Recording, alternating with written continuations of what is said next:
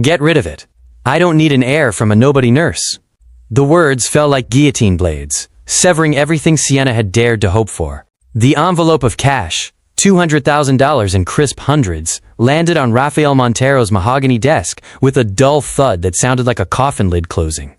8 months. 8 months of whispered promises in darkened hotel rooms. 8 months of believing the man who traced her jawline and spoke of escape might actually choose her over the empire waiting in his bloodline. Before we continue, like this video if you've ever felt invisible in a world that only sees credentials and titles. Share it with someone who needs to hear that courage doesn't require permission. And subscribe so you don't miss what happens when one temp worker sees the truth everyone else is paid to ignore. She'd rehearsed this moment for 3 days, imagining his cold gray eyes softening with surprise, maybe even tears.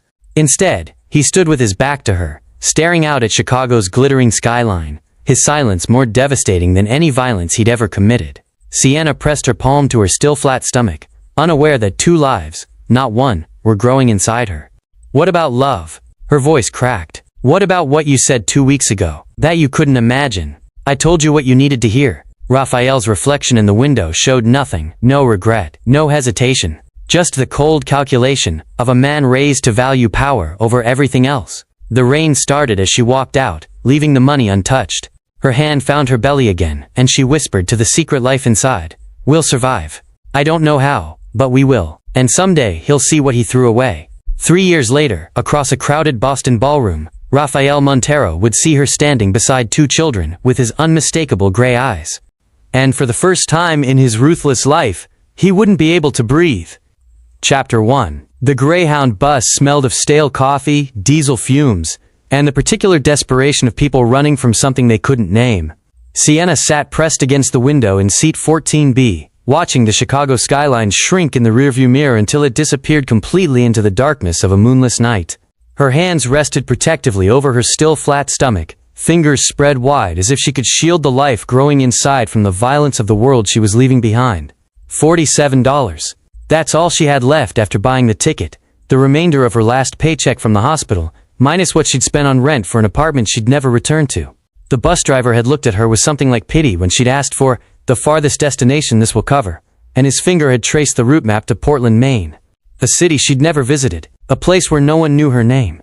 As far from Rafael Montero as geography would allow with the money in her pocket. The 22-hour journey felt like crossing into another life. Every state line they passed, every mile that separated her from Chicago, felt like shedding another layer of the woman who'd believed a mafia boss when he whispered promises in the dark. Illinois became Indiana, became Ohio, became Pennsylvania, became New York, became Massachusetts, became finally, mercifully, Maine. When the bus pulled into Portland's terminal at 3:47 p.m. the following afternoon, Sienna stepped down on legs that had gone numb from sitting, clutching the single duffel bag that contained everything she owned. 3 changes of clothes, a stolen hospital blanket, and a photograph of her parents she'd carried since childhood.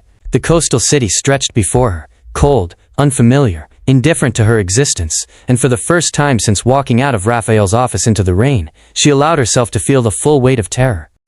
She was pregnant, alone, unemployed, with $47, and no plan beyond survival. The apartment she found 2 days later was a 5th-floor walk-up in a building that should have been condemned. Water stains bloomed across the ceiling like malignant flowers. The heating system rattled and wheezed, but produced barely enough warmth to keep the pipes from freezing. Rats scratched inside the walls at night. The previous tenant had left trash bags full of God knows what rotting in the corner. But the rent was $380 a month. And the landlord, a man who smelled like cigarettes and asked no questions, accepted cash and didn't require references, background checks, or proof of employment. Sienna cleaned the apartment with stolen cleaning supplies and bleach that made her eyes water, scrubbing away years of grime until her hands were raw and bleeding. She found work through a housekeeping agency that hired day laborers, 4 a.m. shifts cleaning office buildings, paid under the table, no benefits, no security. The work was brutal. Lifting heavy vacuum cleaners, scrubbing toilets, emptying trash from hundreds of cubicles, while office workers slept in their comfortable homes.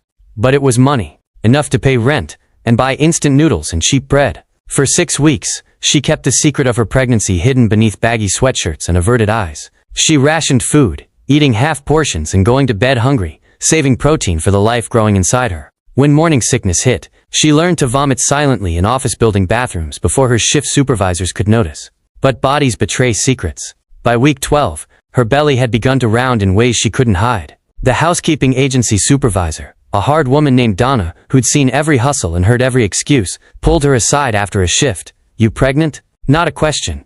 An accusation. Sienna couldn't lie. "Yes, can't have pregnant girls lifting industrial equipment." Liability. "You're done." Just like that. No 2-week notice. No final paycheck. Just done. Sienna walked out into the October cold with $17 in her pocket and went straight to the Portland Free Clinic, a converted church basement that smelled of antiseptic and offered services to people who'd fallen through every crack in the system. The nurse who performed the ultrasound was young, efficient, and spoke with the practiced gentleness of someone who delivered bad news many times before. "Let's see what we've got here," she said, squeezing cold gel onto Sienna's exposed belly and pressing the transducer wand against her skin. The monitor flickered to life. Gray shapes resolved into something recognizable, a tiny form curled inside her, impossibly small, impossibly alive. "There's the heartbeat," the nurse said, pointing to a rapid flutter on the screen. "Strong and healthy. Everything looks—" She stopped abruptly, moving the wand to a different position, her expression shifting from routine to surprise. "Oh!" Sienna's own heart stopped. "What? What's wrong?" "Nothing's wrong," the nurse said slowly, a smile breaking across her face despite professional composure. You're having twins." The world tilted. "What?" The nurse rotated the monitor so Sienna could see clearly. 2 distinct forms, 2 separate heartbeats flickering on the screen, like Morse code messages from another universe. 2 lives. 2 children. 2 impossible futures she had no idea how to provide. "Twins," the nurse repeated gently. "Fraternal, from the positioning. Looks like you're about 14 weeks along, which means you're due in late April. Congratulations." "Congratulations." Sienna stared at the monitor, at the 2 tiny beings that had just made her already impossible situation catastrophically worse. 1 baby had felt like drowning. 2 felt like the universe laughing at her audacity to survive. She thought about Raphael's voice, cold as steel, telling her to get rid of it. She thought about the envelope of cash she'd left untouched on his desk. She thought about how he'd called their child a problem to be solved, never imagining that the problem was actually 2 children, 2 heartbeats, 2 futures he'd tried to erase before they could begin. The nurse printed ultrasound photos, grainy black and white images showing 2 tiny forms curled together like they were still sharing the same space they'd occupied since conception. Sienna accepted them with trembling hands. As she walked out of the clinic into the gray Portland afternoon with $17, no job, and the knowledge that she was carrying twins, Sienna made a decision that would define the next 3 years of her life. She pressed both hands to her belly, feeling the slight roundness where 2 lives were growing, and whispered a promise that no one else could hear. "I don't know your names yet. I don't know how we'll survive. But I swear to God, I will fight for both of you. Every single day, no matter what it costs me. You are not problems to be solved. You are miracles I will protect with everything I have." The wind off the Atlantic Ocean cut through her thin jacket, carrying the salt smell of a city that didn't know her and didn't care. But Sienna Hartwell stood on that sidewalk outside the Portland Free Clinic, broke and pregnant with twins and more alone than she'd ever been, and chose to believe that survival was possible. She had to, because now 3 lives depended on it. Chapter 2. The blizzard hit Portland on January 14th, with the fury of something biblical. 3 feet of snow in 6 hours, wind gusts that shattered windows, temperatures that dropped to -15 before wind chill. The power grid failed at 11 p.m., plunging the entire city into darkness punctuated only by the occasional emergency generator, and the eerie white glow of snow reflecting what little moonlight penetrated the storm. Sienna woke at 2:17 a.m. to liquid warmth spreading beneath her and a pain that seized her abdomen like a fist closing. She was 32 weeks pregnant, 2 months early. The babies weren't supposed to come yet. This wasn't how it was supposed to happen. Her hands found her belly in the darkness, feeling the contractions ripple beneath her skin with a violence that stole her breath. "No," she whispered to the empty apartment, to the twins inside her who were supposed to have 8 more weeks to grow. "Not yet. Please. Not yet." But her body didn't listen. Another contraction, stronger than the first, bent her double. She fumbled for her phone. Dead battery. She'd forgotten to charge it again. The landline she couldn't afford. The apartment building's hallway was pitch black, the emergency lights long since burned out and never replaced. She managed to crawl to her door, each movement interrupted by waves of pain that made her vision white out at the edges. Down the hallway, 5 doors to the left, Patricia Doyle's apartment, the elderly widow who'd helped her up the stairs 3 months ago, when Sienna had slipped on ice, who'd brought soup when Sienna was too exhausted to cook, who'd never asked questions about the missing father or the desperate circumstances. Sienna pounded on the door with whatever strength remained, each knock punctuated by gasping sobs. Please, please, help me. The door opened to reveal Patricia Doyle, 73 years old, white hair in curlers, flannel nightgown, holding a flashlight and a rosary. Her eyes went wide when she saw Sienna collapsed against the doorframe, water and blood soaking through her nightgown. Sweet Mary, Mother of God, Patty breathed. Then her training kicked in. 40 years as a midwife before retirement, hands that had delivered hundreds of babies in hospitals and homes across rural Maine. Inside, now. Can you walk? Sienna couldn't walk. Patty half carried, half dragged her into the apartment, laying her on the living room floor because there wasn't time to reach the bedroom. She lit candles, dozens of them, emergency supplies kept for exactly this kind of storm, transforming her living room into a flickering cathedral of shadows and light. How far apart are the contractions? Patty asked, already boiling water on her gas stove, gathering clean towels, spreading a shower curtain beneath Sienna to protect the carpet. I don't. Another contraction stole Sienna's words, her back arching off the floor. Please call an ambulance, please. Patty picked up her phone. Landline, old-fashioned corded model that still worked when the power died.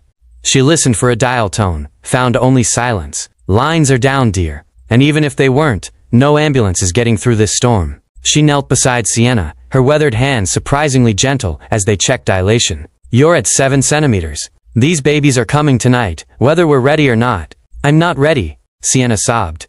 They're too early. Something will go wrong. I can't do this alone. Patty's blue eyes, sharp despite her age, locked onto Sienna's. You're not alone. I've done this 1,000 times. We're gonna bring your babies into this world safely, do you hear me? But I need you to be strong. Can you do that? Sienna wanted to scream that no, she couldn't be strong. She'd used up every ounce of strength, just surviving the past 7 months. But another contraction hit, and survival became the only option. The labor lasted 10 hours. 10 hours of candlelight flickering against walls, while the blizzard raged outside. 10 hours of Patty's steady voice guiding her through each contraction, telling her when to push and when to breathe, and when to scream if she needed to. 10 hours of pain so complete it became a separate entity, a living thing that consumed everything, except the primal drive to bring her children into the world. Mason came first at 7:43 a.m., sliding into Patty's waiting hands with a cry so loud it drowned out the howling wind. He was impossibly small, 4 pounds, maybe less, his skin wrinkled and red, his fists clenched like he was ready to fight the world that had forced him out too soon. A boy, Patty announced, her voice thick with emotion as she placed him on Sienna's chest. A fighter. Sienna's hands shook as she touched her son for the first time, feeling the warmth of him, the miraculous weight of a life she'd created. Then she saw his eyes, opening just slightly in the candlelight, gray as winter storms, unmistakably his father's eyes staring back at her. The resemblance was so complete, it stole her breath. Raphael's eyes and a face too small to survive, a child he'd called a problem now breathing against her heart. Mason, she whispered, the name arriving fully formed as if she'd always known it. Your name is Mason. But there wasn't time to process the miracle. Another contraction seized her, stronger than before, the second baby demanding to be born. Arya came 18 minutes later at 8:01 a.m., but she came silent. Patty caught her in blood-stained towels, and Sienna saw immediately that something was wrong. The baby's skin was purple-blue instead of pink. Her tiny chest wasn't moving. No cry, no breath, just terrible, awful silence. No, Sienna gasped from the floor, still bleeding, still unable to sit up. No, please God, no. Patty laid the baby on the coffee table and went to work with the calm precision of someone who'd faced this nightmare before. She cleared the airway with practiced fingers, positioned the tiny head, placed her mouth over the impossibly small nose and mouth, and breathed life into lungs that had never tasted air. 1 breath, 2, 3, nothing. Sienna was screaming now, begging, bargaining with God and the universe, and anyone who might be listening. Please don't take her. Please. I'll do anything. Just let her breathe. Patty continued compressions on the tiny chest with 2 fingers, breathing between each set, refusing to give up. 10 seconds, 20, 30, then, a gasp, weak, barely there, but real. The baby's chest hitched once, twice. Her skin began to shift from purple to mottled pink. And then, finally, mercifully, she cried. Not Mason's battle roar. This was different. A thin, trembling sound like wind through glass. Fragile and heartbreaking, and the most beautiful music Sienna had ever heard. Patty wrapped the baby in a warm towel and placed her on Sienna's chest beside her brother. 2 lives. 2 miracles. Both breathing. Both alive against impossible odds. A girl, Patty said, tears streaming down her weathered face. You have a daughter. Sienna held both babies against her heart, feeling Mason's warmth and Arya's fragile breathing, and wept with a depth of emotion she hadn't known possible. Her daughter, tinier even than Mason, with a full head of dark hair and brown eyes that would mirror her mother's, had fought death in her first minute of life and won. Arya, Sienna whispered, kissing her daughter's downy head. Your name is Arya. It means melody. Because your cry, that sound right there, is the most beautiful music I've ever heard. The blizzard continued outside, burying Portland in snow that would take days to clear. The power stayed out. The phones stayed dead.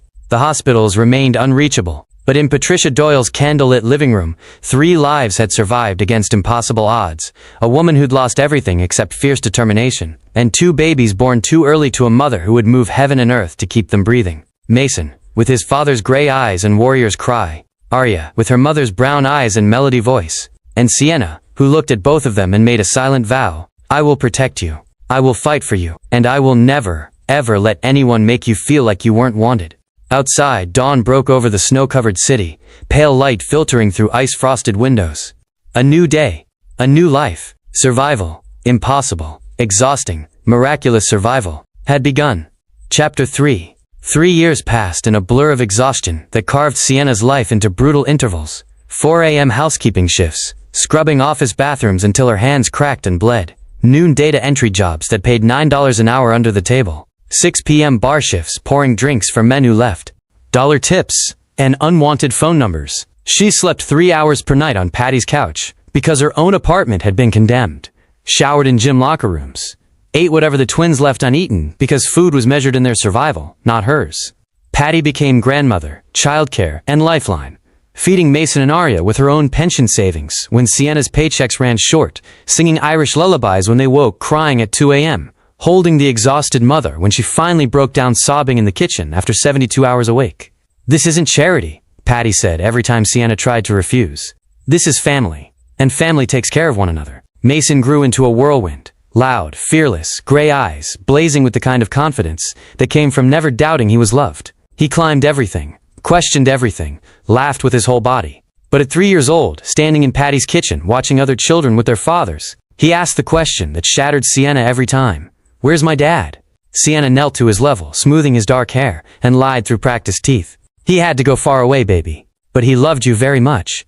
Mason's gray eyes, Raphael's eyes, studied her with unsettling perception. Will he come back?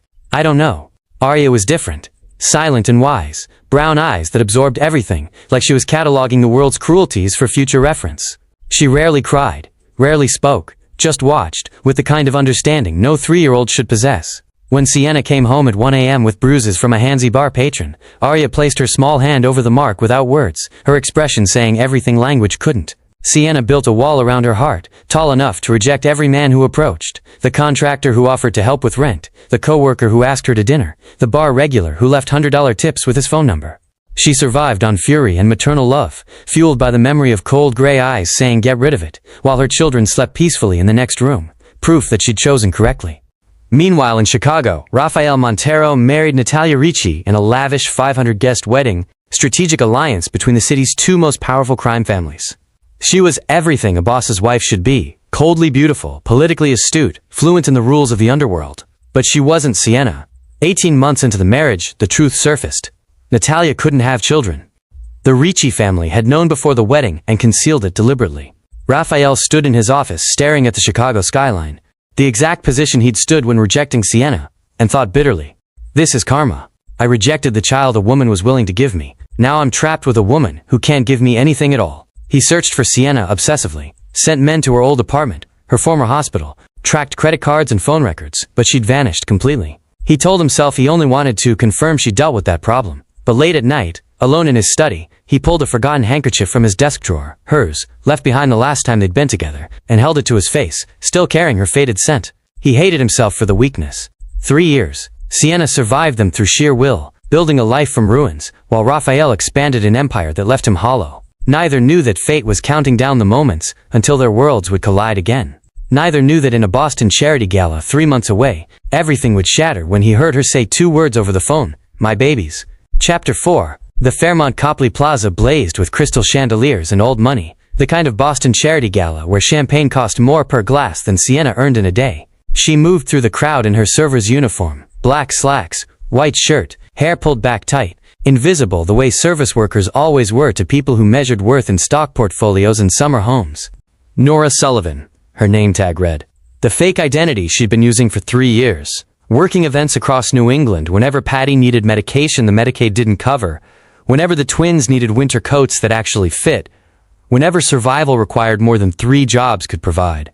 She balanced the tray of champagne flutes with practiced efficiency, eyes down, moving between clusters of donors discussing their foundations and tax shelters. Just another shift. Just another. Then she saw him. Rafael Montero stood across the ballroom in a tailored tuxedo that probably cost more than her annual rent, his dark hair slightly longer than she remembered, talking to a silver-haired congressman with the easy confidence of a man who owned rooms just by entering them.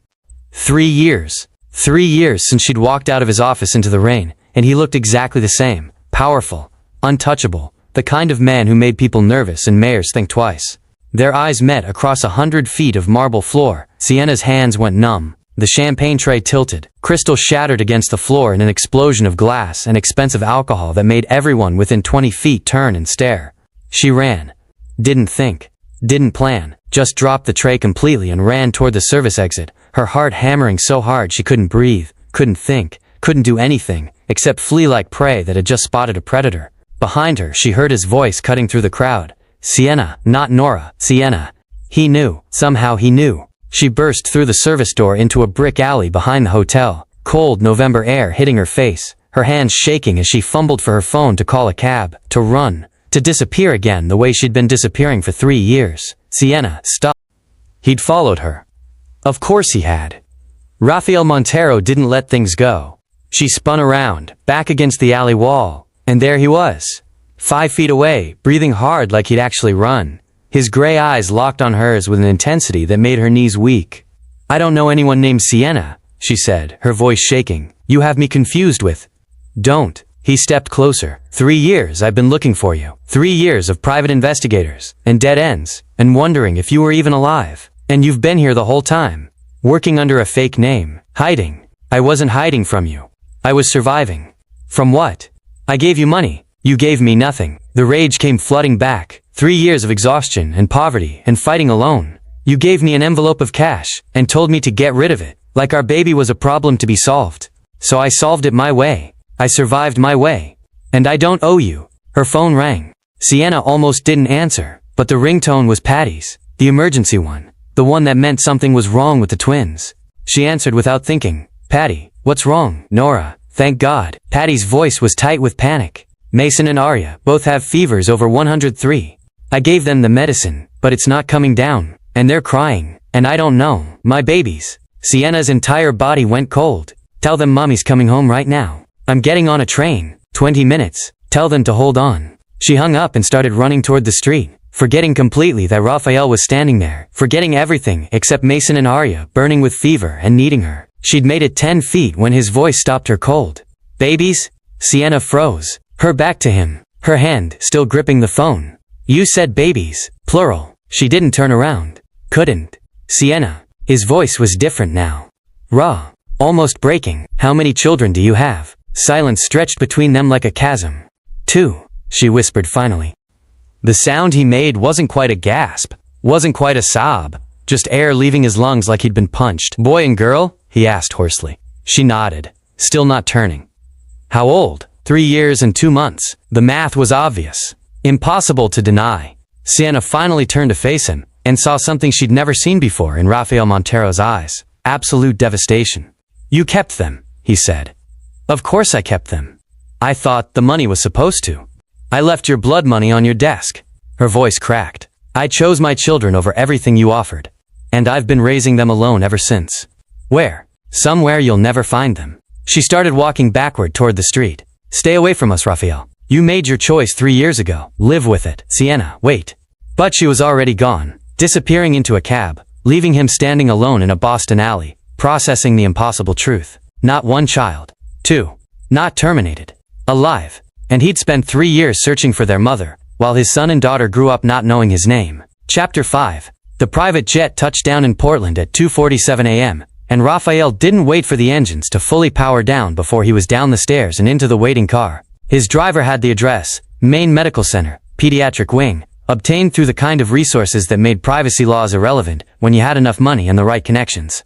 20 minutes later, he stood in a third-floor hospital corridor, staring through a window into a semi-private room where his entire world had just rearranged itself. Sienna sat in a chair pulled close to the bed, her body curved protectively over two small forms. A boy and a girl, maybe 3 years old, sleeping fitfully beneath thin hospital blankets. The boy had dark hair like Raphael's, messy and falling across his forehead. The girl's hair was lighter, brown like Sienna's, curling at the edges. Raphael pressed his hand against the glass, unable to breathe. These were his children. Had to be. The timing, the ages, everything Sienna had said in that alley, but he needed to see. Needed proof his mind could accept even as his heart already knew. As if sensing his desperation, the boy stirred. His small hand reached up to rub his eyes, and then he blinked awake, turning his head toward the window. Gray eyes. Raphael's exact gray eyes. The Montero eyes that went back generations, distinctive and undeniable. His grandfather's eyes. His father's eyes. His own eyes staring back at him from a 3-year-old face he'd never seen before tonight.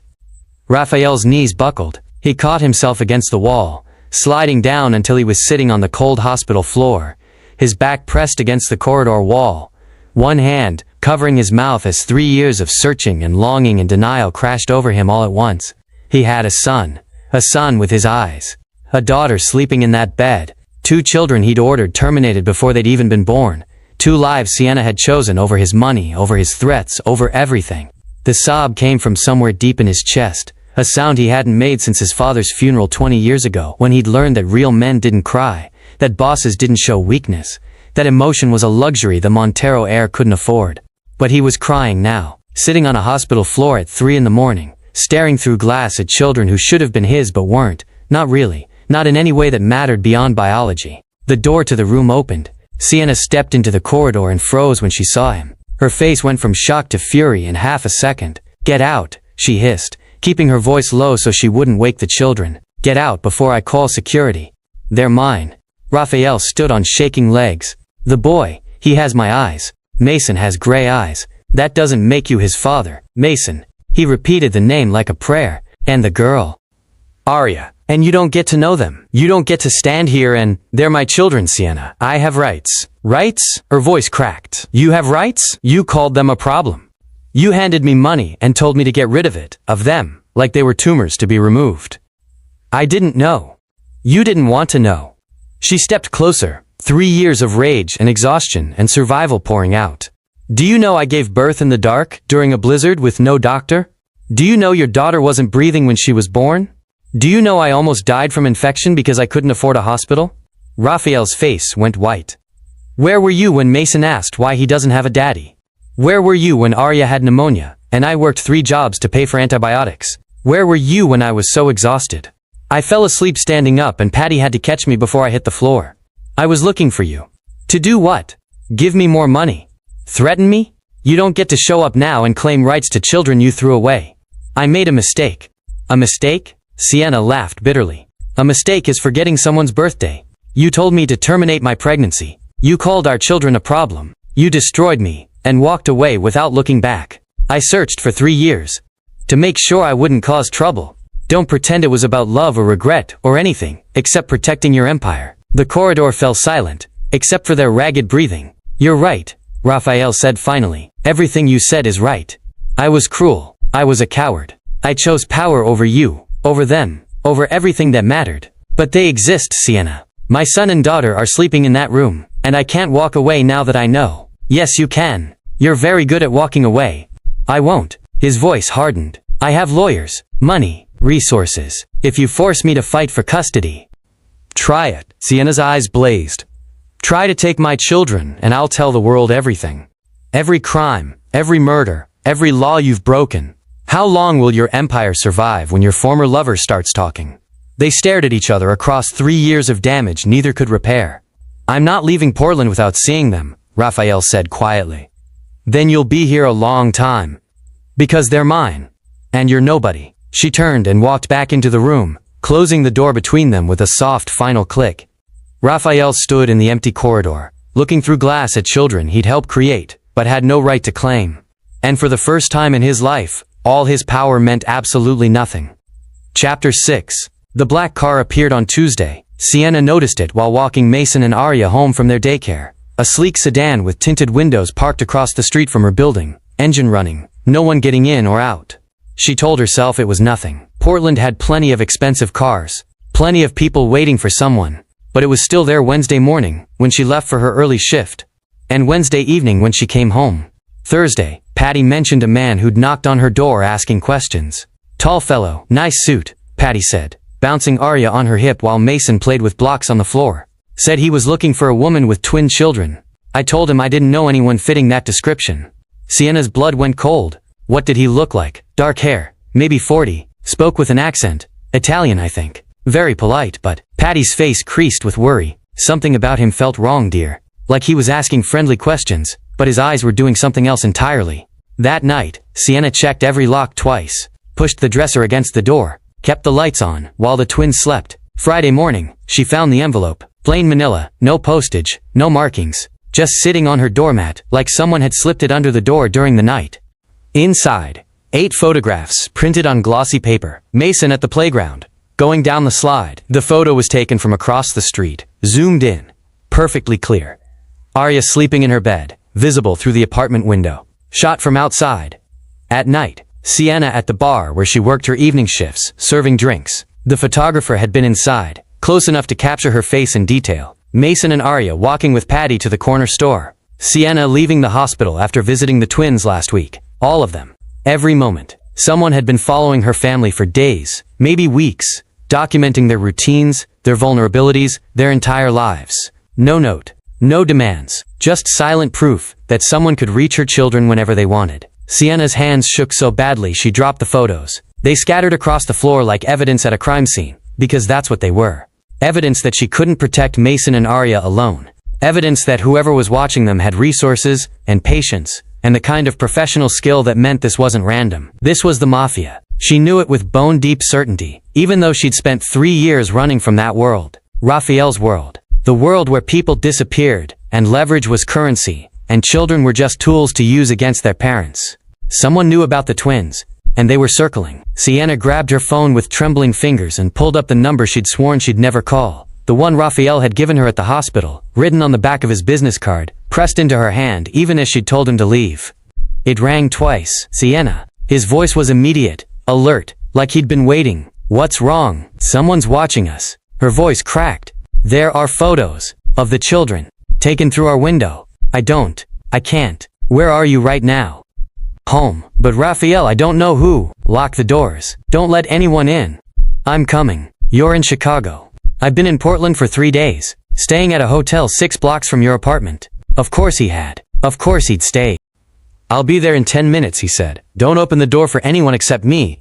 He hung up. Sienna gathered Mason and Arya from their room, her heart pounding. She sat on the couch with both children pressed against her sides, Patty hovering nearby with a baseball bat she'd retrieved from her own apartment, and they waited. 9 minutes later, a knock.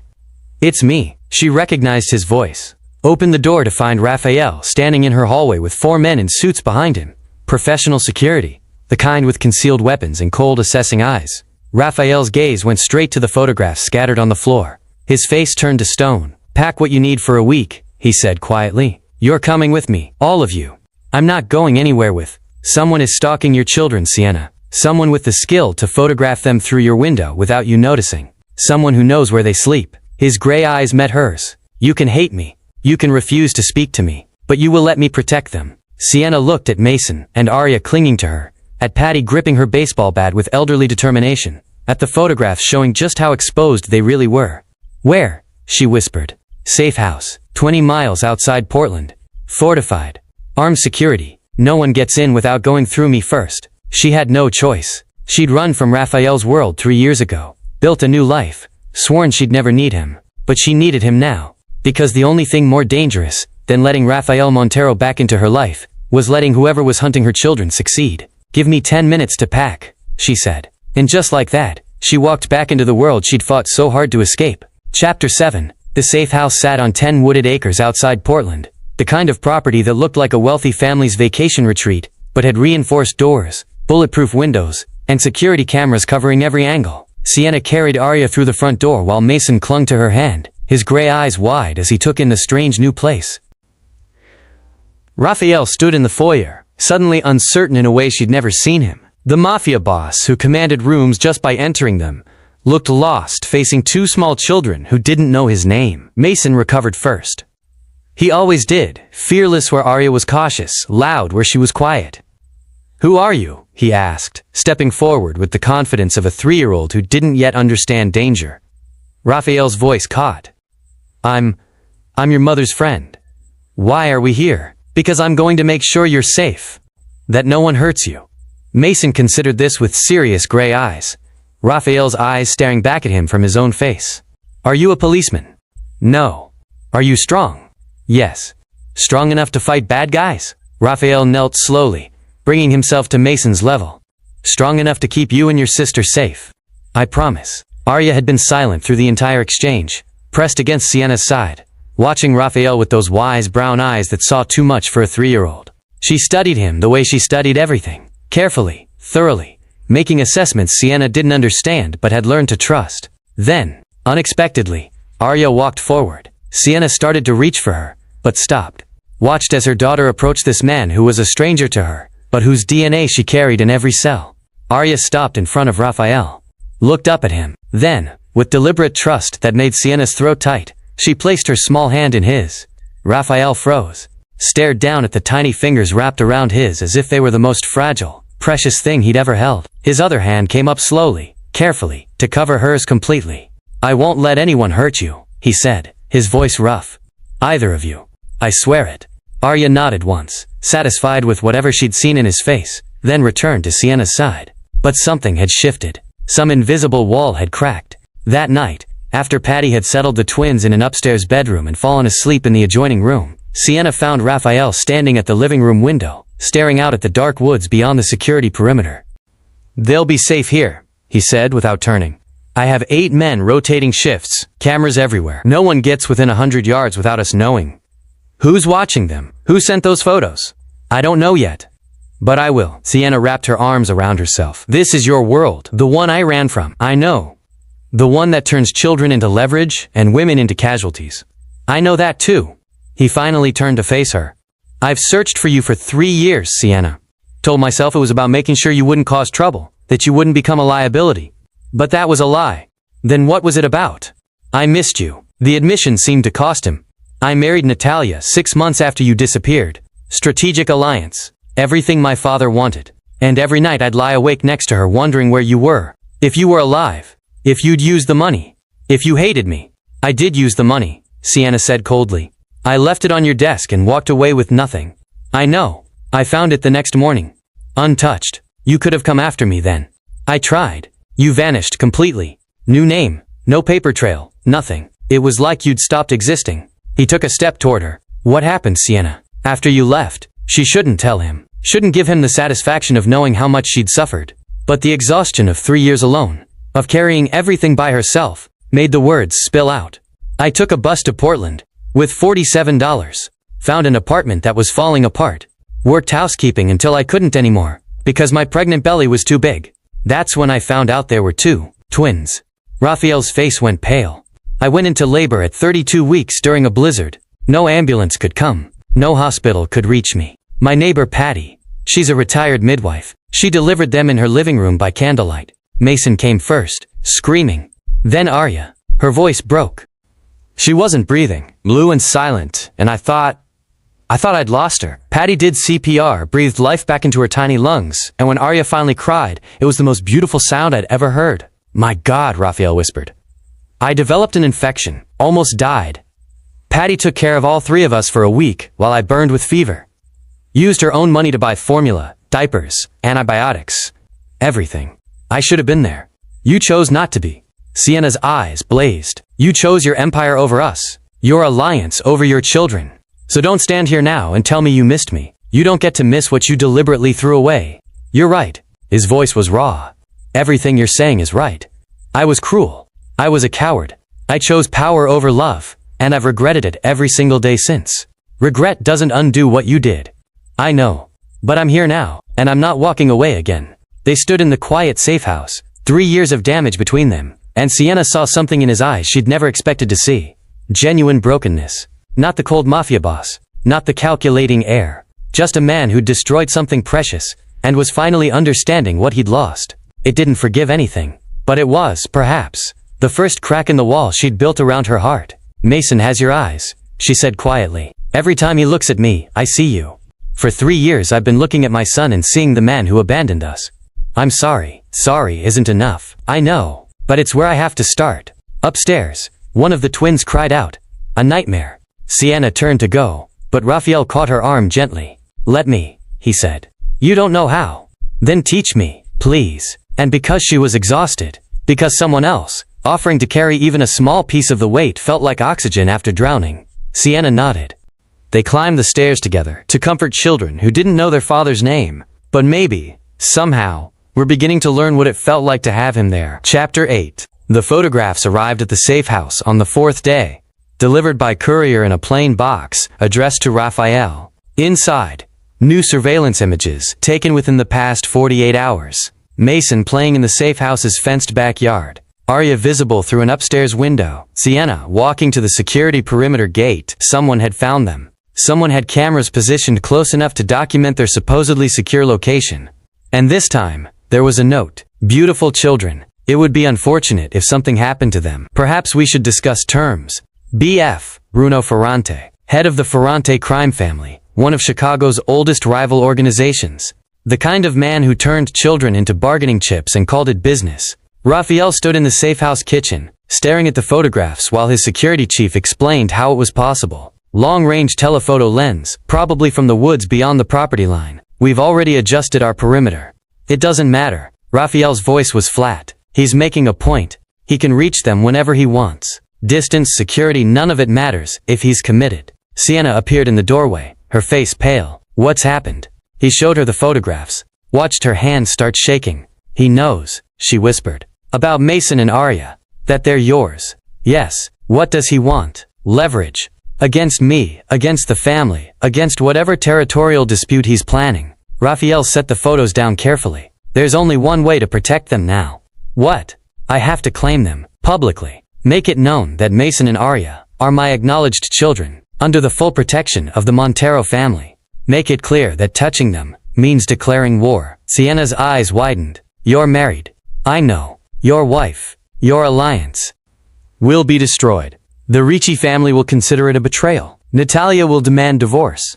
Half my business partners will walk away. He met her gaze steadily. But it's the only way to make Mason and Arya too dangerous to touch. Right now they're leverage. Once I claim them, they become an act of war. You'd give up everything? I'd give up anything for them. The Council of Families met in a private room at the Ambassador Chicago. 15 of the most powerful mafia bosses in the Midwest gathered around a table that had hosted these meetings for 60 years.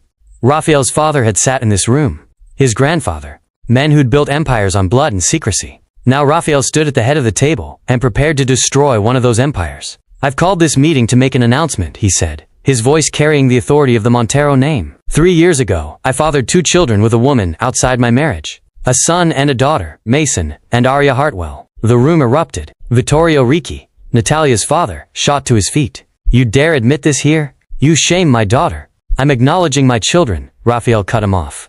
And I'm making it clear to everyone in this room that they are under the full protection of the Montero family. Anyone who touches them, threatens them, or uses them as leverage will face total war. Not a dispute, not a negotiation, war. You're destroying our alliance over bastard children. Vittorio's face was purple with rage. I'm protecting my son and daughter. If that destroys the alliance, so be it. Natalia stood slowly, her face a mask of controlled fury. I want a divorce.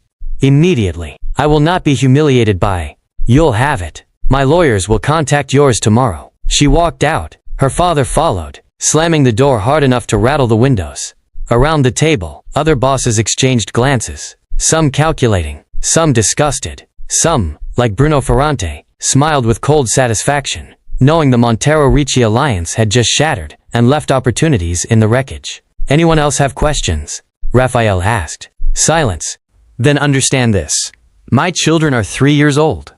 They're innocent, and I will burn this entire city to the ground before I let anyone hurt them. He walked out of the room that had defined his family for generations, and didn't look back. Raphael returned to Portland 12 hours later to find chaos. His phone had exploded with messages, business partners demanding explanations, allies withdrawing support, portions of his empire already beginning to crumble. He ignored all of it. He found Sienna in the safe house living room, watching Mason and Arya play with blocks on the floor. "It's done," he said quietly. She looked up. "What did it cost?"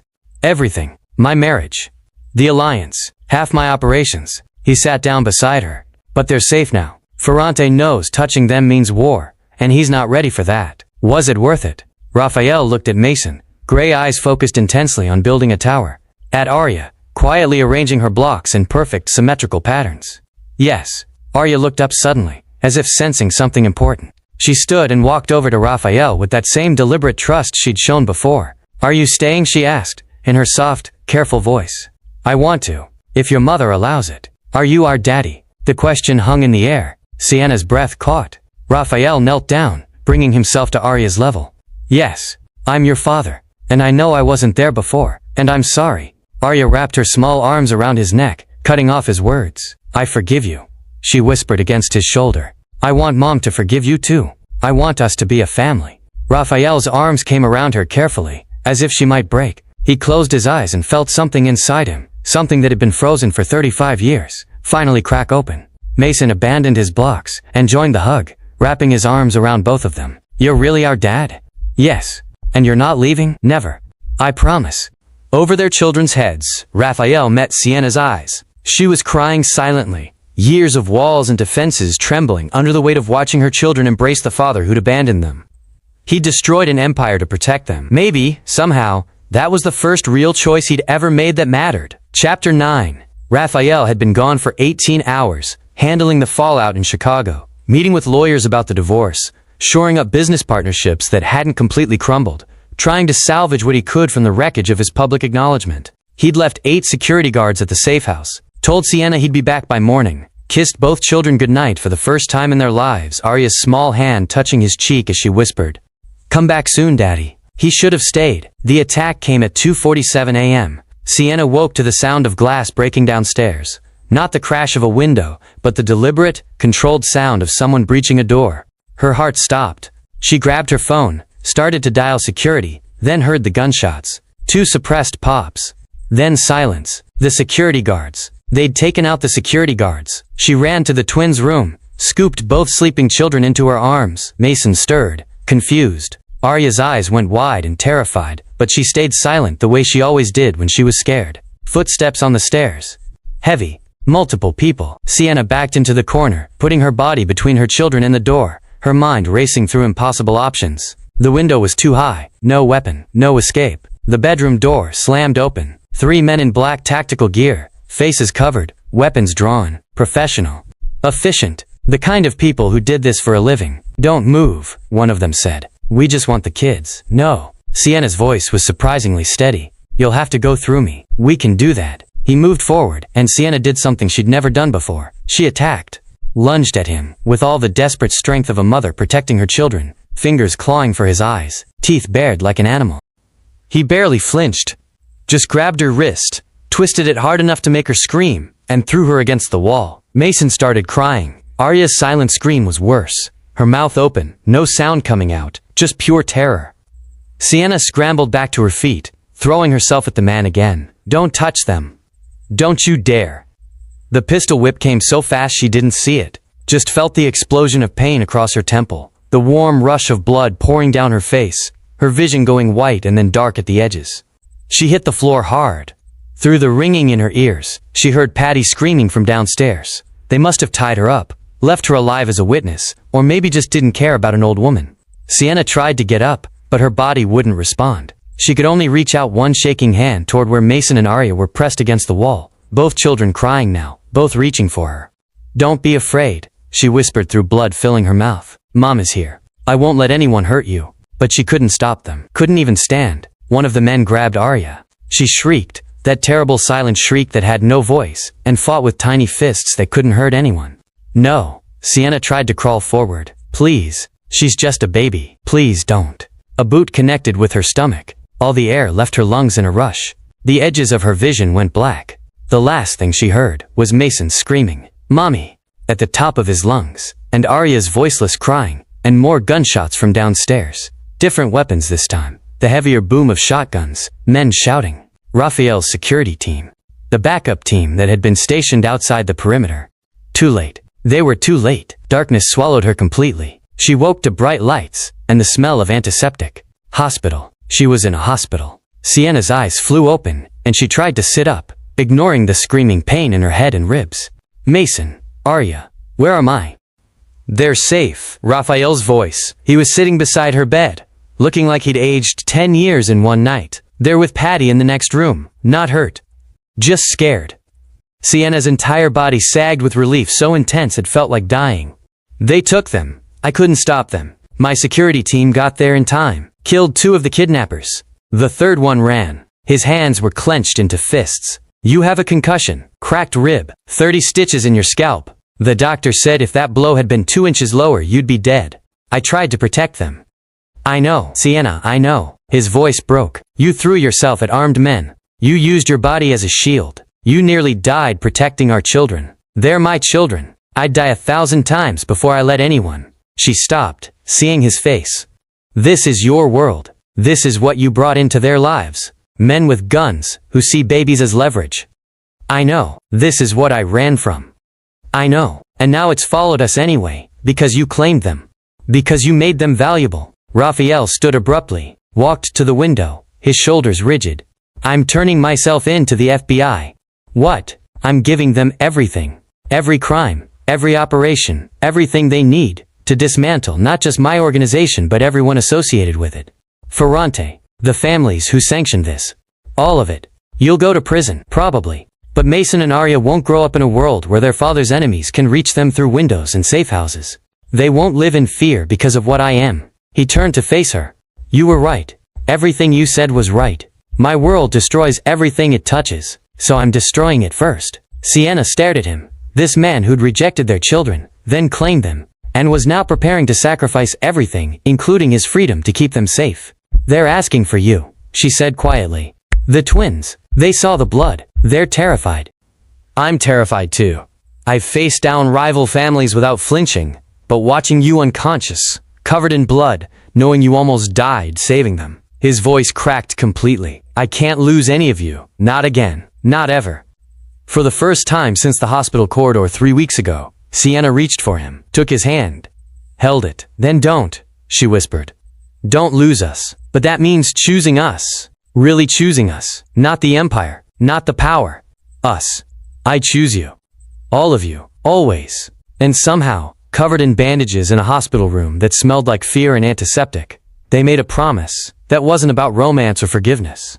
It was about survival. About protecting 2 children who deserved better than the world their parents had created. Together. Chapter 10. Raphael's phone rang at 3:14 a.m., his head of security, voice tight with controlled panic. Sir, there's been a breach. We need you back in Portland. Now.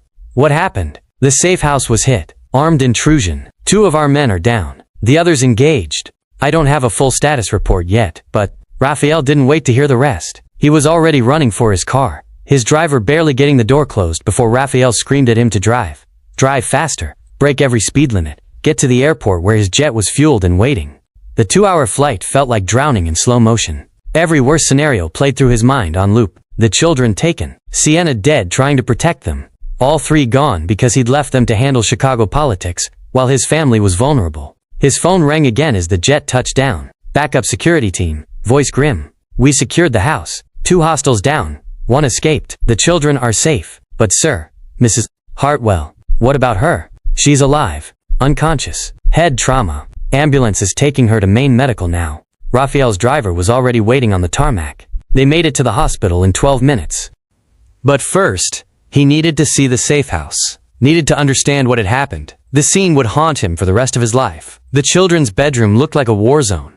Furniture overturned. Blood on the floor. So much blood, spreading from where Sienna had fallen.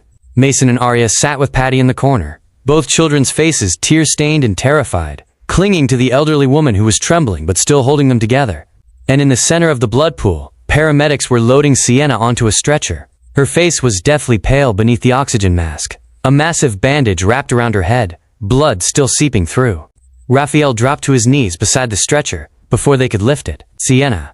His hands hovered over her, afraid to touch, afraid he'd hurt her worse. God, please, please don't. She has a pulse. One of the paramedics said, weak but steady. We need to move her now. Mason's sob cut through the room.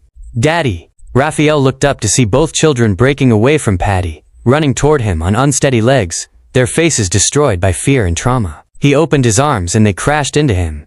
Mason and Arya both, small bodies shaking with sobs that wouldn't stop. Mommy's bleeding, Mason cried into Raphael's shoulder. She tried to fight the bad men, but they hurt her, and she fell down and she won't wake up. I know. Raphael crushed them against his chest, one arm around each child, his voice breaking. But she's alive. Your mother is the strongest person I've ever known. She's going to be okay. Promise. Arya whispered, her face pressed against his neck.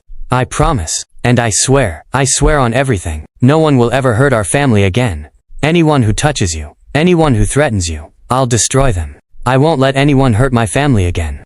My family. Mason pulled back just enough to look at him with those devastating gray eyes. Raphael's own eyes filled with tears and terror. You'll protect us. You won't leave again.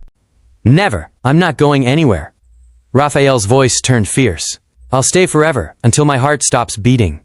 You're mine. Both of you. And your mother. She's mine too. And I protect what's mine. The paramedics were moving the stretcher. Raphael stood with both children still in his arms, following the stretcher out to the ambulance. Sir, there's not room for. The paramedic started. Make room. I'm not leaving her. They made room.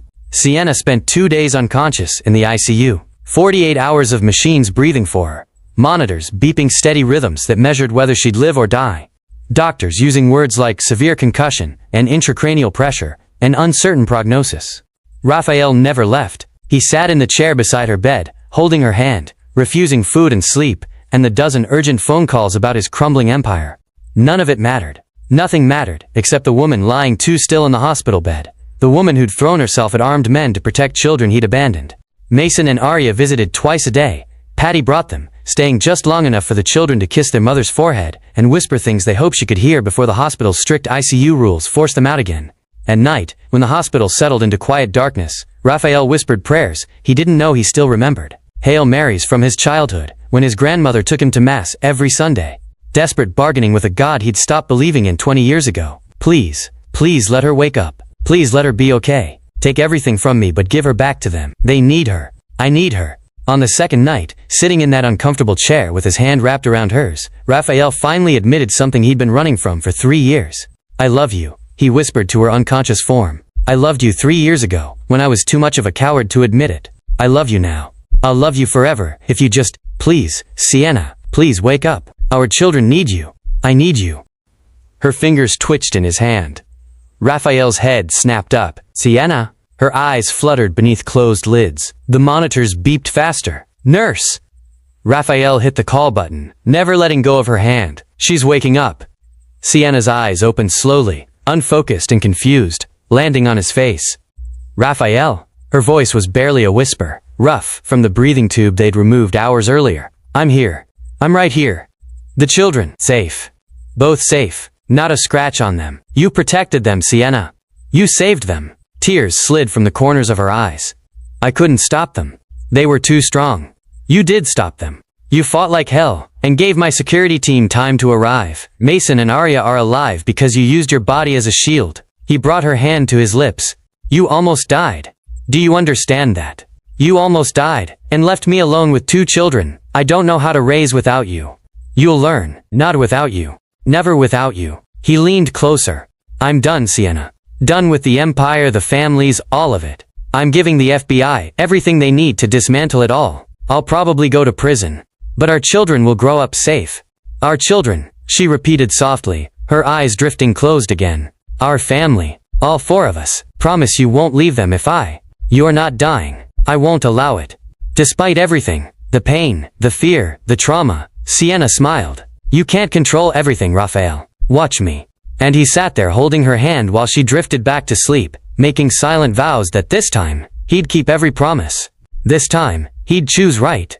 Chapter 11. Sienna woke fully, 3 days after the attack, her head wrapped in bandages, her ribs screaming with every breath, but her mind finally clear enough to understand where she was and what had happened. Raphael was still there, still sitting in that chair beside her bed, looking like he hadn't slept in a week. His expensive suit was wrinkled, his usually perfect hair disheveled, stubble darkening his jaw. "You look terrible," she said, her voice hoarse. His head snapped up. Relief flooded his face. "You're awake, really awake. How long?" 3 days since the attack. "You've been in and out." "Mostly out." He reached for her hand carefully, like she might break. "The doctors say you'll recover fully. The concussion was severe, but there's no permanent damage.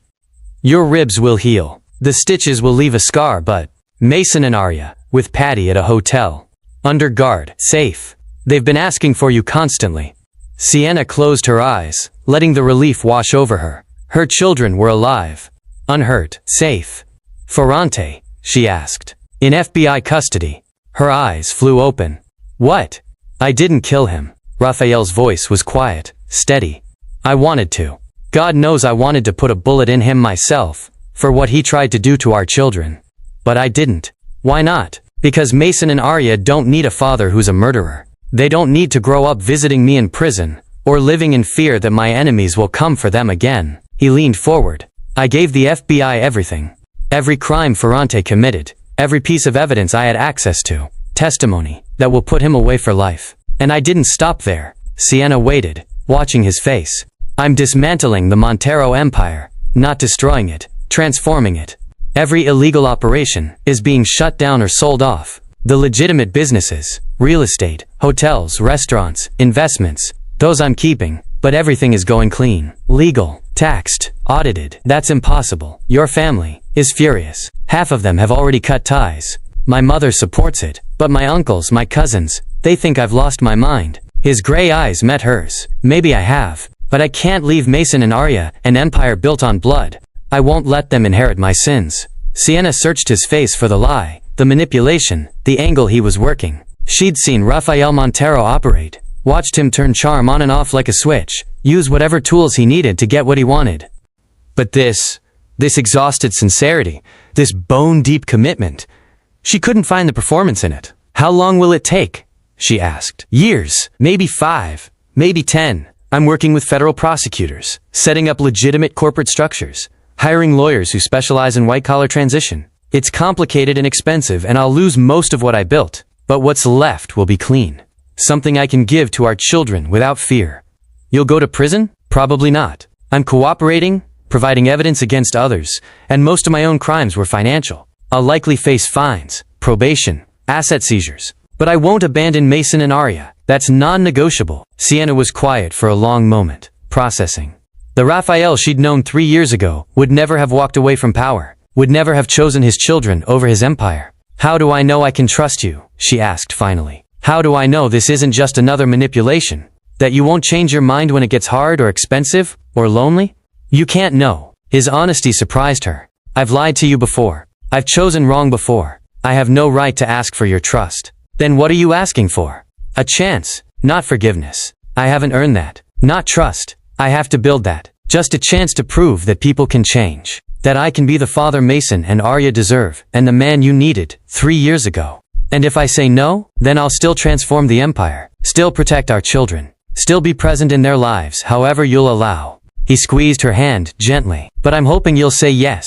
Because I want to be a family, Sienna. Not because of obligation or guilt or fear. Because I love you. I love our children. And I want to spend the rest of my life proving I deserve to be part of yours." She wanted to say no, wanted to protect herself from the man who'd destroyed her once already, wanted to build walls high enough that he could never hurt her again. But she looked at his face, at the exhaustion and sincerity and desperate hope, and saw something she'd never seen before. Not the mafia boss, not the calculating heir, just a broken man trying to repair himself, choosing his children over everything he'd been raised to value. 1 year, she said quietly. "What?" "I'll give you 1 year to prove yourself. Show up for the children. Transform your business. Be consistent. If after a year I see real change, not promises, not grand gestures, but actual sustained effort, then we'll talk about what comes next. And if I fail, then you'll be their father, and we'll co-parent, but you and I will never be together. Raphael nodded slowly. 1 year. I can work with that. Don't make promises you can't keep, Raphael. I won't. He brought her hand to his lips. This is the last promise I'll make until I've earned the right to make them again. I will show up. Every day. For you. For them. For us. And I'll prove that the man I'm becoming is worth the chance you're giving him. Sienna closed her eyes, exhausted and in pain, and terrified that she was making another mistake. But also, somehow, hopeful. That maybe people really could change. That maybe broken things could be repaired. That maybe, just maybe, this time, he'd choose right. Chapter 12. The divorce papers arrived in February, 3 months after the hospital. Natalia's lawyers had gone for blood, demanding half of everything, claiming emotional damages, dragging out proceedings that should have taken weeks into a brutal 6-month legal war. Raphael let them win most of it, gave up the Chicago penthouse, the vacation properties, millions in assets he could have fought for. His lawyers called him insane. He called it necessary. By March, he'd bought a house in Portland, modest by his standards, excessive by Sienna's. 3 bedrooms, a yard for the twins to play in, exactly 10 minutes from her apartment, close enough to be present, far enough to not be intrusive. He drove up from Chicago every Friday night, 5 hours through traffic and weather, arriving exhausted to spend the weekend with children who were slowly learning to call him dad without hesitation. The first month was awkward. Raphael didn't know how to be a father. He approached parenting like a business problem, researched child development, bought every recommended book, tried to create structured learning activities. Mason lasted 15 minutes before abandoning the educational toys for a cardboard box. Arya just stared at him patiently until he gave up and asked, "What do you want to do?" "Play," she said simply. So he played. Got down on the floor with cramped knees and built block towers that Mason gleefully destroyed. Read picture books with different voices for each character until his throat hurt.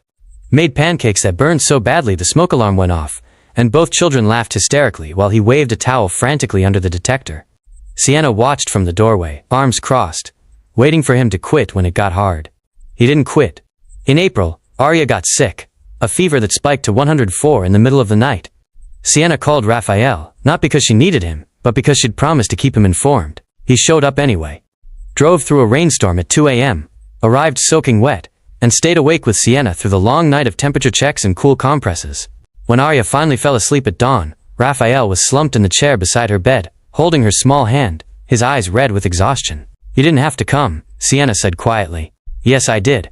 In May, Mason had nightmares, recurring dreams about the night of the attack, waking up screaming for his mother.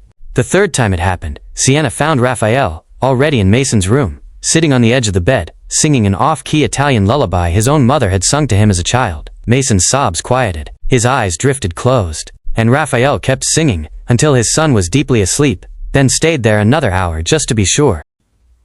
Sienna stood in the hallway watching, and felt something inside her chest crack open. In June, Raphael brought his mother to Portland. Carmela Montero was everything Sienna expected. Elegant, composed, the matriarch of a crime family who'd raised her son to value power above all else. She stepped into Sienna's modest apartment in her designer clothes, and looked around with an expression Sienna couldn't read. Then she saw Mason and Arya, and her face crumpled. "My grandchildren," she whispered, dropping to her knees in front of them. "Mio Dio, look at you." Mason has Raphael's eyes. Arya has my mother's smile. She turned to Sienna, still kneeling, tears streaming down her carefully made-up face. "I am so sorry, for what my son did to you, for the years you suffered alone, for everything." Her voice broke. "I raised him wrong. I taught him that family meant bloodline and power, and I was wrong. You are family. You have been family since the moment you chose to keep my grandchildren, when any sane woman would have walked away. Mrs. Montero." "Carmela, please." She stood slowly. "I have no right to ask for forgiveness. But I am here now, if you'll allow me to be part of their lives, part of yours." Sienna didn't know what to say. Didn't know how to process this woman who represented everything she'd run from, now begging for a place in the family she'd built from nothing. Patty solved it by walking in from the kitchen with tea, taking one look at Carmela, and saying, "Well, don't just stand there crying, sit down. We have much to discuss about these children." And somehow, impossibly, the Mafia matriarch and the retired midwife became friends. Carmela started visiting monthly, bringing absurd gifts the twins loved, arguing with Patty about everything from discipline strategies to proper nutrition, treating Sienna with a respect that felt genuine. By August, the Montero Empire's transformation was making headlines. Federal prosecutors called it the most significant organized crime cooperation in decades. Raphael had liquidated illegal operations, paid massive fines, restructured everything into legitimate corporate entities. He'd also lost most of his fortune. The house in Portland, the child support payments, the legal fees. All of it came from what remained after the government seized assets and business partners walked away.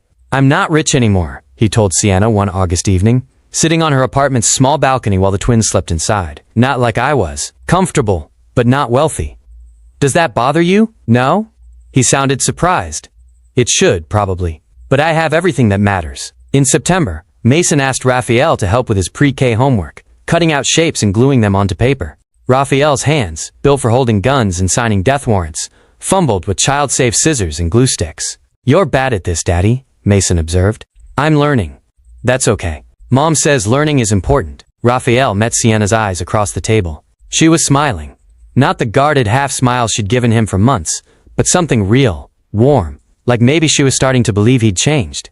By October, Raphael had spent every weekend in Portland for 8 months, hadn't missed a single visit, hadn't made excuses when business tried to pull him away, had shown up sick, exhausted, stressed about legal battles, but always shown up. Sienna's wall was crumbling, not because of grand gestures or expensive gifts, because he'd learned how Arya liked her hair braided, because he knew Mason's favorite bedtime story by heart, because he treated Patty with genuine respect, asking her advice about parenting instead of assuming he knew better. In November, 1 year after the hospital, Raphael showed up for his weekend visit to find Sienna waiting with a small box.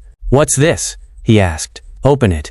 Inside was a key. "To what?" "The apartment." She took a breath. "I'm not saying move in. I'm not saying we're together. But you've been sleeping on hotel beds for a year. The twins have been asking why you leave every Sunday.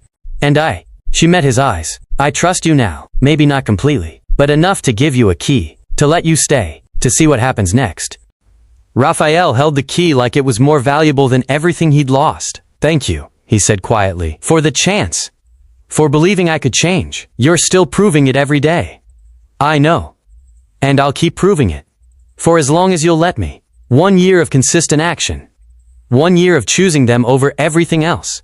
And finally, Sienna's heart was beginning to believe that maybe, somehow, this broken thing they'd destroyed could be built into something new. Something real. Something worth fighting for. Chapter 13. The call came at 2:33 a.m. on a Tuesday in late November. Rain hammering against Sienna's bedroom window. "Sienna." Raphael's voice was tight with controlled panic. "Mason's having a nightmare. I can't get him to calm down. He's asking for you. But I don't want to wake you if I'm coming." She was out of bed and dressed in 3 minutes, leaving a note for Patty, who was asleep in the guest room. The drive to Raphael's house took 8 minutes through rain that turned the streets into rivers. She found the front door unlocked, let herself in quietly. The house was dark except for a light upstairs. She followed it to Mason's room and stopped in the doorway at what she saw. Raphael sat on Mason's bed, this man who'd commanded criminal empires, who'd made grown men nervous with a single look, completely out of his depth. Mason was curled against his chest, hiccuping with sobs that wouldn't stop, his small body shaking. And Raphael was singing, "Nina nana, nina o, questo bimbo achilo du." The lullaby was off-key, the words stumbling in places like he hadn't sung them in decades, but his voice was soft, desperate, trying so hard to be what his son needed. "Se lo do alla befana, se lo tiene una settimana." Mason's sobs were quieting, his breathing evening out, his gray eyes, Raphael's eyes, starting to drift closed, despite the tears still wet on his cheeks. Raphael kept singing, one hand rubbing slow circles on Mason's back, the other cradling his son's head against his shoulder. His own eyes were closed, rocking slightly, lost in the rhythm of a lullaby his mother had sung to him 30 years ago. "Nina nana, Nina o." Sienna's throat went tight. She'd built so many walls against this man, spent 3 years hating him, spent 1 more year watching him with suspicion, waiting for the inevitable betrayal. But this wasn't performance. This was a father who'd panicked when his son cried, who'd called for help but couldn't wait for it to arrive, who'd reached back to his own childhood for the only tool he had to offer comfort. Mason's breathing deepened, evened out into sleep. But Raphael kept singing, kept holding him, like he was afraid stopping would break whatever fragile piece they'd found. Finally, after the lullaby's 3rd repetition, he carefully laid Mason back on the pillows, pulled the blanket up to his chin, and just sat there watching his son sleep with an expression Sienna had never seen on his face before. Wonder, terror, love so fierce it looked like it hurt. He stood slowly, turned, and saw her in the doorway. "How long have you been there?" he whispered. Long enough. They moved into the hallway, pulling Mason's door mostly closed. I didn't know what to do, Raphael said quietly. He woke up screaming about the men with guns. About you bleeding. About Arya crying. And I froze. I faced down killers without flinching, but my son having a nightmare, and I completely panicked. You didn't freeze. You sang to him, my mother's lullaby. It's the only one I know. I don't even remember all the words. It worked. This time. But what about next time? What if? Sienna stepped forward and took his hand. The first time, she'd voluntarily touched him with something other than necessity or anger, since the hospital. The first time, her fingers laced through his, because she wanted to. Not because crisis demanded it. Raphael's breath caught. I'm tired, Sienna said quietly, looking at their joined hands. I'm so tired of trying not to love you anymore. Sienna. I've spent a year watching you, waiting for you to fail, waiting for you to choose your empire over us, waiting for the other shoe to drop. She looked up, meeting his gray eyes. But it hasn't dropped. You keep showing up. You keep choosing us. You keep being exactly who you promised you'd become. I'm still trying. Every day I know. And maybe that's what love is. Not the grand gestures or the perfect moments. Just choosing each other every day, even when it's hard. Even when you're singing off-key lullabies at 2 a.m. because your son needs you, and you don't know what else to do. Raphael's other hand came up to cup her face, his thumb brushing her cheek with a gentleness that still surprised her from hands that had held so much violence. I'll spend my whole life being worthy of this, he said, his voice breaking. Of you. Of them. Of the chance you've given me. I know you will. I love you. I've loved you since, before I was smart enough to admit it. I'll love you until... She kissed him, cut off his words with her mouth against his. 3 years of walls crumbling in a single moment of surrender. He made a sound, half sob, half prayer, and kissed her back like she was air and he'd been drowning. When they finally broke apart, both breathing hard, Raphael pressed his forehead against hers. Stay, he whispered. Not just tonight. Stay. Move in. Let me wake up to Mason's nightmares, and Arya's early mornings, and your terrible coffee. Let me be part of this family. Really part of it. You already are. Then let me be your partner. Not just the children's father. Yours. Sienna closed her eyes, feeling the last of her defenses fall away. Okay. We'll try. Together. As a family. Raphael kissed her again, softer this time, like a promise instead of desperation. And somewhere in the house, Mason slept peacefully while Arya dreamed in her own bed, and Patty dozed in Sienna's apartment 6 blocks away, and Carmela was probably worrying in Chicago. But here, in this hallway, 2 broken people chose to try being whole together. Chose love over fear. Choose family over everything else. And somehow, impossibly, it felt like coming home. Chapter 14. The main shoreline stretched endless in both directions. Gray sand meeting gray water under a sky painted in shades of amber and rose. Late summer, warm enough for bare feet and rolled-up pants, the kind of evening that felt stolen from autumn's approach. Sienna stood at the water's edge watching Mason and Arya race the surf, their shrieks of laughter carrying on the salt wind. Mason charged the waves fearlessly, gray eyes bright with joy, while Arya danced at the margin where water met sand, more cautious but no less delighted. Raphael's fingers were laced through hers. Natural now, after 6 months of living together, of building something that felt less like reconstruction and more like creation. His thumb traced absent circles on the back of her hand. Behind them, Patty and Carmela sat in beach chairs arguing about baking recipes with the comfortable irritation of old friends. You absolutely must use butter, not oil, Carmela insisted. The texture. Oil makes them moister, and they last longer, Patty countered. Not everyone has a kitchen staff to bake fresh daily. I haven't had kitchen staff in a year, Patricia, as you well know. Raphael smiled. They do this every time. I know. I think they enjoy it. Mom. Mason came running up, soaked to the waist, sand coating his legs. Tell us about when we were born. Tell the story. Arya appeared beside him, quieter but equally expectant, her brown eyes, Sienna's eyes, wide with the anticipation of a story she'd heard a dozen times, but never tired of. Sienna knelt in the sand, gathering both children close. Raphael settled beside her, his arm around her shoulders. You were born on the coldest, stormiest night Portland had ever seen, Sienna began. Snow piled so high it covered car windows, wind screaming like monsters, and the power went out all across the city, leaving everything dark. Were you scared? Mason asked, knowing the answer but wanting to hear it anyway. Terrified. I was all alone except for Nana Patty, and you two were coming too early, too fast. But I knew I had to be strong, because you were worth it. You were worth everything. Tell about Mason crying. Arya urged. Mason, you came first, screaming loud enough to drown out the thunder. The loudest, bravest cry I'd ever heard. And I knew right then you'd always be fearless. Mason puffed up with pride. And then Arya came, but she was so quiet. Too quiet. She wasn't breathing. And Nana Patty had to help her, had to breathe life into her tiny lungs. And when Arya finally cried, Sienna's voice caught the way it always did at this part. It was the most beautiful sound in the world. Like music. That's why I named you Arya. It means melody. Arya smiled, pleased as always by this detail. And you kept us safe, Mason added. Even though Daddy wasn't there. Your father didn't know you existed, Sienna said carefully. But he's here now. And he's not going anywhere. Promise? Arya looked up at Raphael with absolute trust. Promise, he said, his voice thick. Forever. Arya nodded, satisfied, and ran back toward the water. But she stopped suddenly, crouching at the tide line, examining something. Mom, look. She ran back holding a tiny seashell, heart-shaped, chipped at one edge, worn smooth by the ocean, but unmistakably perfect in its imperfection. For you. Arya pressed it into Sienna's palm. Because you love us. Sienna closed her fingers around the shell, around this gift from her daughter, and felt tears slip down her cheeks.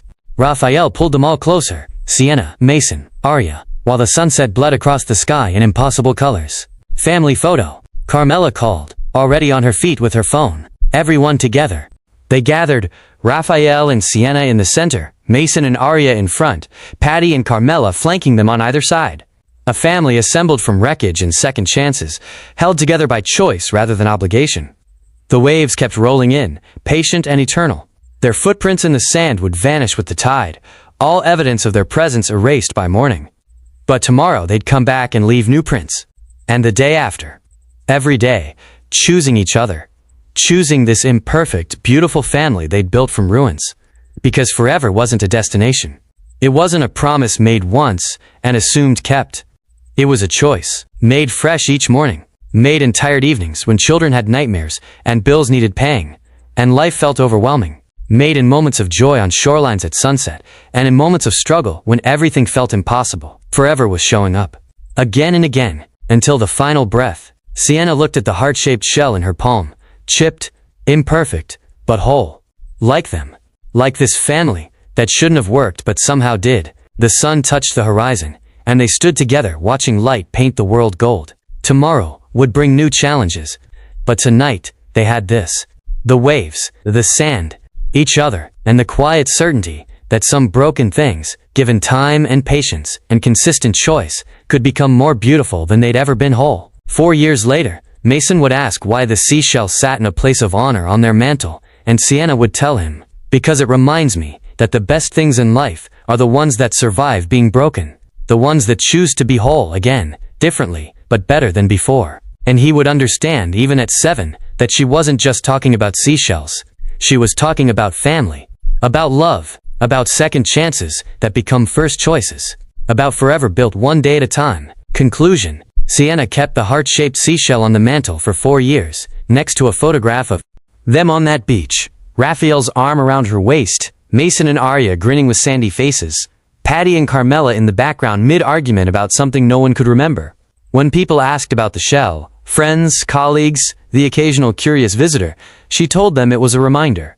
Of what? They'd ask. That broken things can become beautiful, she'd say. If you're willing to choose them every day. Most people nodded politely, not understanding. But Raphael understood. He'd look at that shell, and remember the empire he'd dismantled, the power he'd surrendered, the man he'd had to stop being, to become the father his children deserved. Because this story was never just about a mafia boss and the woman he abandoned. It was about trauma. About recognizing your own worth in a world designed to tell you you're worthless. About finding equals in a system built on hierarchies, where some people were born to command and others to serve.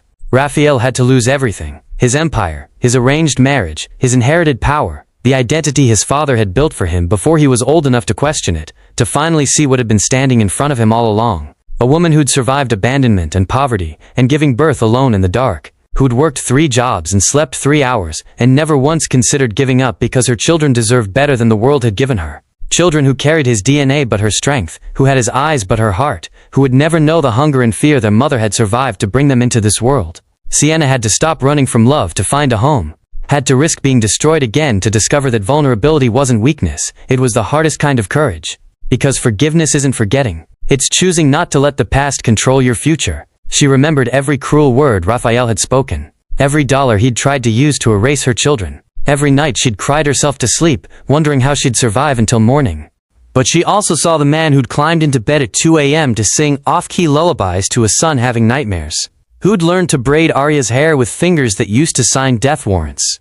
Who'd given up everything he'd been raised to value for a chance to be present at family dinners and school plays, and ordinary moments that used to feel beneath him. Second chances aren't given. They're earned through consistent action, and the courage to change who you've always been. Raphael showed up, every week for a year, then every day after Sienna gave him the apartment key. Through Mason's terrible threes and Arya's quiet intensity. Through Sienna's bad days when her walls went back up, and she pushed him away to see if he'd stay anyway.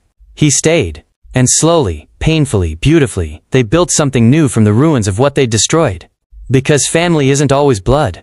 It's Patty, who delivered twins by candlelight and loved them as her own grandchildren despite sharing no DNA. It's Carmela, who flew to Portland monthly to argue with Patty about proper parenting and shower the children with inappropriate gifts. It's Mason and Arya, who called Raphael Dad, and Patty Nana, and Carmela Nona, and understood that love expanded to hold everyone who showed up. Family is the people who choose to love you every day. Even when you're difficult. Even when you're broken. Even when you don't deserve it. Family is choice, renewed daily, until the final breath. On Mason's 7th birthday, he picked up the seashell from the mantel and asked Sienna why she kept it. She knelt down, held the shell between them and said, "Because it's like us. It got broken by the ocean, chipped and worn down by waves that were too strong. But it survived. And now it's more beautiful than it would have been if it had stayed perfect and untouched on the beach. Like you and Daddy. Like all of us. We all got broken. But we chose to stay together while we healed. And that made us stronger." Mason turned the shell over in his small hands, studying the chip, the worn edges, the imperfect heart shape. "I like that it's broken," he decided. "Perfect is boring." Sienna laughed and pulled him close. "Yes, it is." Raphael appeared in the doorway, Arya on his shoulders, both of them covered in flour from attempting birthday cupcakes. "We may have created a small disaster in the kitchen," he admitted. "I'll help clean up. Or," he suggested, "we could just close the kitchen door and pretend it didn't happen." "That's not how families work, Raphael." "I know." He smiled. The real smile, the one he'd learned from 4 years of choosing them over everything else. "But I thought I'd try." They cleaned the kitchen together, all 5 of them, because Patty and Carmela showed up within minutes claiming they'd smelled burning and came to supervise. And later, much later, when the children were asleep and the house was quiet, Sienna and Raphael stood on their small porch watching the Portland night. "Do you ever regret it?" she asked quietly. "Everything you gave up, every single day," he said honestly. Her heart clenched. "I regret that I didn't give it up sooner. That I wasted 3 years searching for you, when I should have been with you. That Mason and Arya's first words weren't said to me. That you suffered alone, when I should have been holding your hand." He turned to face her, his hands framing her face. "But do I regret giving up the empire? The power? The life my father built for me? Never. Not once. Because I got this instead. And this is everything." Sienna leaned into his touch, this man who'd learned to be gentle, who'd traded violence for lullabies and power for presence. "I love you," she said. "I love you too. Today. Tomorrow. Every day after. Forever? Forever," he promised. One day at a time. And in the house behind them, the heart-shaped seashell sat on the mantel beside their family photo. Proof that broken things could become beautiful, that second chances could become first choices, and that sometimes the greatest strength was admitting you'd been wrong and choosing to become someone better. Not perfect. Just present.